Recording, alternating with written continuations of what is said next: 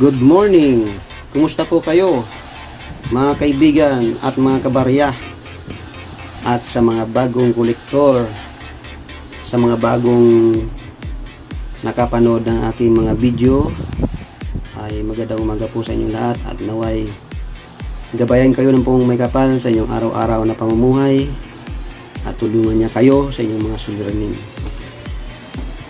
Sa mga bago pa lang sa aking channel ay subscribe na po kayo at inyong pindutin din ang notification bell para ma-update kayo sa lahat ng aking i-upload tungkol sa world coins and currency. Today's video ay ating itatakil at ating pag-uusapan tungkol sa 1 peso of the Philippine New Generation Coin NGC year 2019.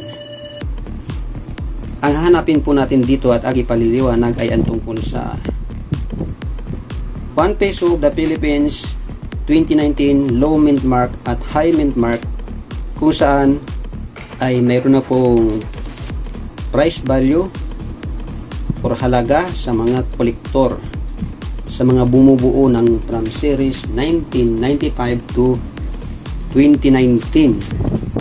Ang mga series 1995 to 2017 po, yan po yung karaniwang umiikot sa circulation.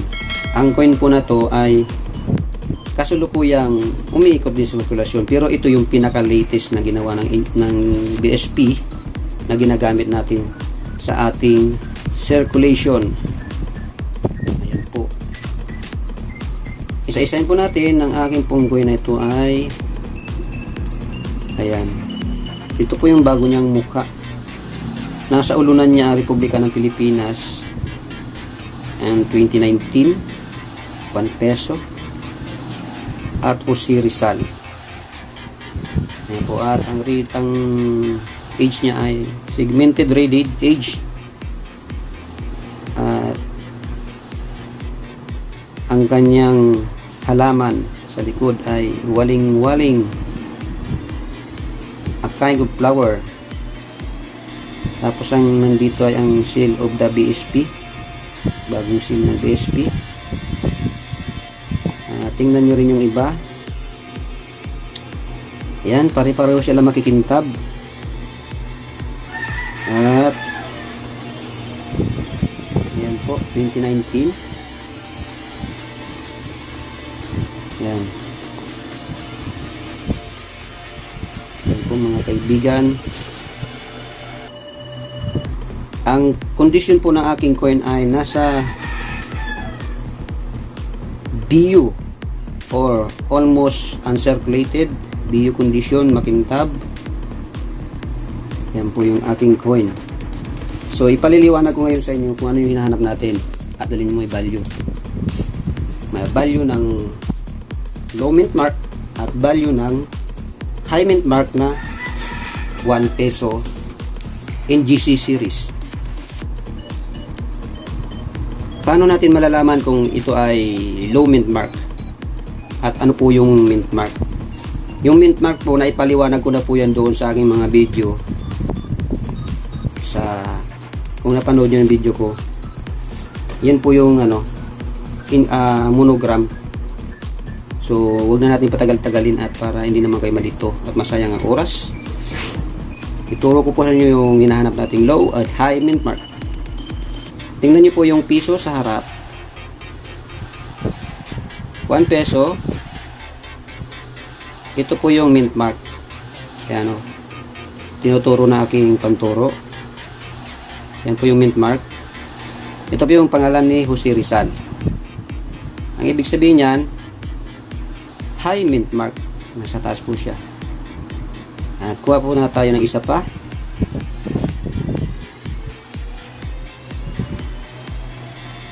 Ito po yung piso, high mint mark.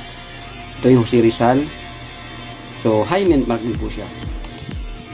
Tingnan pa natin po yung isa.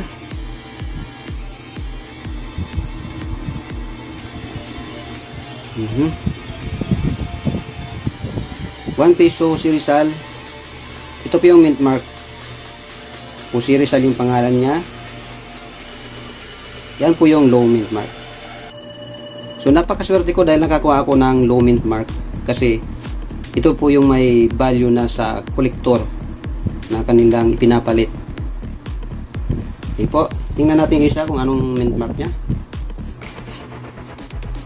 Okay, itong isa kong piso ay high mint mark. So out of 4 of my coins here ay isa po ang low mint mark. So para hindi po kayo maguluhan, ang low mint mark po ay yung nasa baba ang pirma. Ito po yung may value.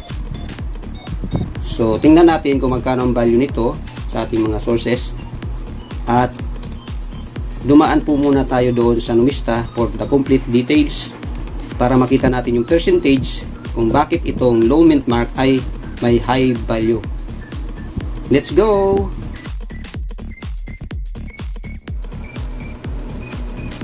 Dito na po tayo sa numista record of 1 peso 2019. Low mint mark and high mint mark po ang hinahanap natin at titingnan natin bakit ang low mint mark ay mayroong halaga sa mga kolektor. Tingnan natin ang record for complete details, mga kaibigan at mga kasama. Ngayon po, kung babasahin nyo ang hinahanap nating coin na ito ay from year 2017 to 2019. Doon siya sa panahon na yun ginawa. Gawa pala siya sa nickel plated steel, kaya siya ay namamagnet, bakal na binalutan ng nickel. 6 grams, 23 mm in diameter, 2.05 mm, shape round, and orientation is middle alignment. Segmented rated edge siya, sinabi ko kanina mga kaibigan. Ayan po yung details na kompleto ni numista. At tingnan natin ang percentage ng kanyang availability ayon sa mga tala record ni numista. Ibaba lang po natin ng kunti para makita natin yung kanyang percentage ng mintage. Ang hinahanap po natin ay year 2019 low mint mark and high mint mark. Ayan po. Dito tayo sa 2019. So mayroon pong dalawa. 2019 BSP, the mint mark is near the word mark Jose Rizal. Malapit daw po sa pangalang Jose Rizal yung mint mark. Ibig sabihin, katapat ng Jose Rizal na sulat or phrase ang mint mark sa dulo ng Jose Rizal. Kung titingnan natin uli yung coin, makita natin doon mga kasama. Yun po yung low mint mark. Yung isa naman is 2019 BSP, the mint mark is near in the word mark peso. So, nasa ibaba siya ng piso or nasa hilira siya ng piso yung word na mint mark or initial, which is 8%. Yung high mint mark po ay 8% and low mint mark po ay 2%. Kaya po pala mahal yung low mint mark kasi ang availability ayon sa numista ay 2% lang. Halos 4 na beses ng laki ng high mint mark. So balikan natin yung coin, tingnan natin yung sinasabi niya na sa tapat ng Jose Rizal yung low mint mark at sa tapat naman ng word piso yung high mint marks. Let's go! Okay mga kaibigan, ito po para mas maintindihan natin yung low mint mark at high mint mark. Sabi doon yung high mint mark, the word peso, nasa ilalim siya ng word peso yung mint mark. Ito po yung pangalan Jose Rizal, ito po yung peso na pangalan na salita, ito po yung mint mark. Dahil po sa taas siya, nasa may balikat, siya po yung high mint mark. Okay. Tapos tingnan natin itong isa. Itong low mint mark naman po, sabi doon, katapat nung salitang Jose Rizal. Ito po yung Jose Rizal, ito po yung mint mark or monogram. So ito po yung may value, yung low mint mark. Ito po yung pinagkakaguluhan sa local buy and sell, na pag nakakita ka nito ay maganda po siyang collection. Bakit? Bibihira po ang mayroong hawak ng low mint mark. So itinatanong nyo, magkano po ba ang halaga ng high mint mark? So yung high mint mark po natin na peso ay common coin. Ito po ay face value. Kung piso siya ay piso din. Okay po, naintindihan po? Piso din po yung 2019 na high mint mark. Ay kung may error po yan at ang yung error niya ay rare or napakaganda ng error, ayan po, magkaroon ng value. Pero kung ang error niya ay common error at sa dami ng ginawa niyan ay madaming ganong error, ay wala pong value yan, face value pa rin. Pero po itong aking piso na low mint mark, kung makikita nyo, meron po siyang error eh. Ayan po, kung nakikita nyo yan, yung gilid ng tenga ni Jose Rizal, meron siya pong imaginary line na nakaguhit. Yan po yung tinatawag na doubling, double die or doubling ng pagka ulma sa kanyang portrait. Ayan po, doubling po siya. Ibig sabihin, mas mataas to kung mayroon ka nitong mga ganitong coin na may mga doubling. Ayan, makikita nyo. Sa 1, yung guhit na yan, mayroon siyang parang nagkaroon ng double. Yung naguhit, doubling po yan, tawag dyan. Or double die error. Ayun po yung 0. Tingnan may mga doubling siya. So, dalawa ang pinapakita ko dito sa low mint mark na ito. Sa aking coin ha, iwan ko lang doon sa iba na may hawak. Kung mayroon kayo nitong may doubling 1 peso na low mint mark pa. So, yung presyo po ay, kung tatanungin nyo ko ang presyo nito sa circulation, peso lang. Pero sa collector, sa listahan ng mga buy and sell sa grupo, ito pong low mint mark ay nagkakalaga na ng 20 pesos to 50 pesos ang isa. O, pag lumampas po kayo sa 50 pesos, dapat po yung BU na or AU.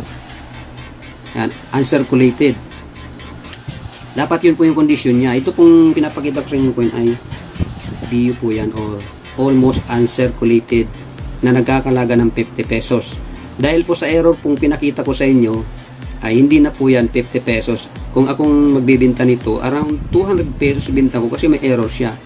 Or 150 or 100. Depende po yan sa seller kung gusto niya ibenta. Pero nga po not intended for sale ito kasi ito ay nasa circulation kaya bawal po ibenta. So kung papalitan mo ito sa akin, papalit ay benta ko sa iyo ng 100 to 200 pesos kasi hindi naman yung grabe yung kanyang pagka-error. Okay? So tingnan natin yung isa. Bakit nasabi ko na itong isa ay error? Itong low mint mark ko, mayroong imaginary line or doubling. Tingnan natin yung 2019. Ano yung pagkakaiba niya? Bakit sinabi kong error? O, tingnan niyo itong tenga ni Jose Rizal. Wala siyang imaginary line or doubling. Plain siya, plain. Kaya hindi siya error yung 2019 high mint mark.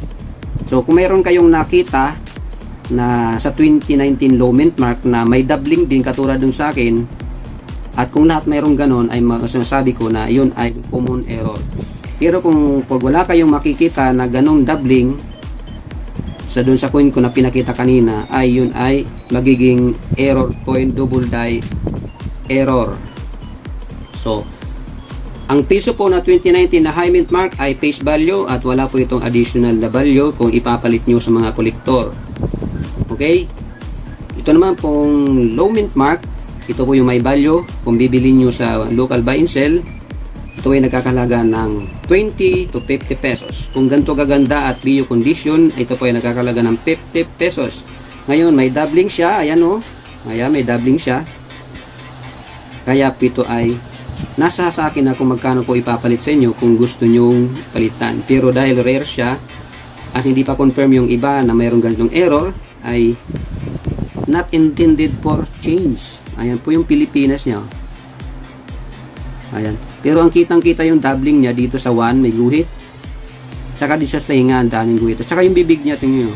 Parang may nakalagay na bakal sa bibig niya na nakalagay oh. Tingnan nyo yung iba, wala. So, tanong nyo magkano to sa Lazada po. Nakita ko siya, ang halaga ay pinibenta siya sa Lazada ng around 240 pesos and 250 pesos kada isa doon sa Lazada. So malamang sa eBay mahal ito. Yung po mga kaibigan ang aking vlogs for today. Sana'y nakabigay sa inyo ng magandang impormasyon about 1 peso 2019 low mint mark na may value na dito sa ating mga kolektor. Kaya hunting na po, kung mayroon po kayo nito ay pwede nyong ipalit sa halagang 50 pesos ang pinakabanda at ang pinakapangit ay 20 pesos. Huwag po tayo mag-overprice. Sobrang laki naman ang palit nyo, ay huwag naman po sobrang liit naman. Kasi mahirap po itong hanapin sa ngayon. So, salamat po ng marami sa masugid na mga taga-subaybay at sa mga hindi pa nakapag-subscribe ay hit nyo na po ang button para ma-notify kayo. Maraming pong salamat na muli sa iyong walang sawang panonood at sa suporta. This is Alejandro Bilga TV. God bless you. Bye bye.